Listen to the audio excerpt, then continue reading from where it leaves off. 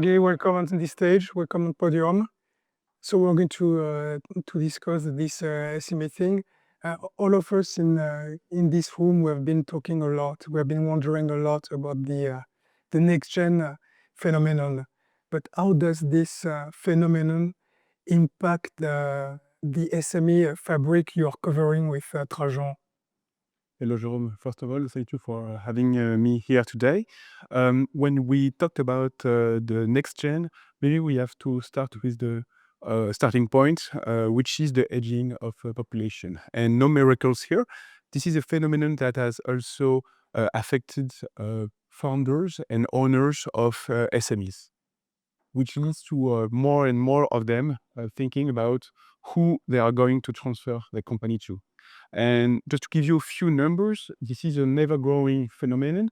And as of today, more than 20% of French SMEs are owned by people above 60.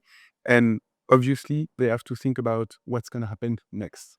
And this question is very key for the whole industry, because even though those SMEs, they are less obviously strategic than might be bigger groups, they are at the heart of our economy, and they are the very fabric of our economy.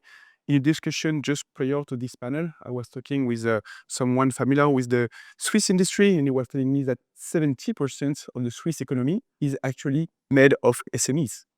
When you think about the Swiss economy, you may first think of larger groups, but the core of the economy is SMEs. And then this is where the opportunity arises for us investors, because this next-gen phenomenon is actually the treasure chest opening. Those companies that were held by family for decades are now up for sale. And a lot of them have a lot of potential. The key thing and the key issue when you talk about next-gen is that you don't only have to talk about cash and equity, you mostly have to talk about management and who's going to run the company for the next decades. And so what kind of solutions, be it transfers or successions, are available for these companies in need for a fresh restart?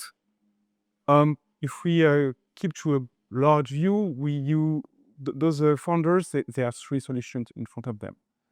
The first one, the traditional way, would be to transfer that company to someone in their family. But I don't have time to dig into this, but this phenomenon is less and less, occurs less and less often. So, for example, again, in France, less than 20% of the transfer of SMEs occurs within the family. That means that 80% of the time, it has to be sold outside of the family. Then you have two options. Either you find an industry buyer, but most of the time for the founder, this is not the best of choice, because first of all, selling to your competitor is selling to the people you've been fighting with all your life. So maybe not the most satisfying solution. And also, the founder, very often he knows what's going to happen. The industrial buyer will want to do synergies, obviously, and he knows that synergies is mostly cost cutting, and that most of the cost cutting will be done by, cutting the job of the people closest to him, meaning the top management of the company. So this is the second option, and the third option is to sell to an investor. And then you only answer part of the question, because you know who you're going to transfer the shares to, but you don't know who you're going to transfer the actual management of the company to. And this is where the third solution offers opportunity, but also a tricky question. How do I combine equity and management for the next phase of the SME? And you do actually invest in these companies. So how do you invest technically? What kind of stake do you acquire? And what kind of strategic support you do provide to these SMEs you're going to follow? Okay. So those founders, when they retire, they want to sell the majority stake of the company, because they don't want to own a company that they're not running anymore. So we are a majority fund, And actually, I started by talking about equity, but this is not where you should start. Where you should start is by the most important question. You should start with the management. And instead of looking for assets to buy, as we do any PE fund, we started by identifying entrepreneurs willing to take over a company. And we've actually partnered with them to go together on the road and find a nice company to buy together.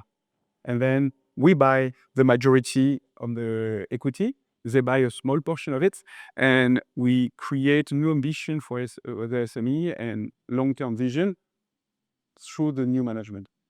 Thank you, Tanguy. Thank you for joining us today, and I will leave you with professional investors willing to hear more about you and Trajan. Thank you very much. Cheers.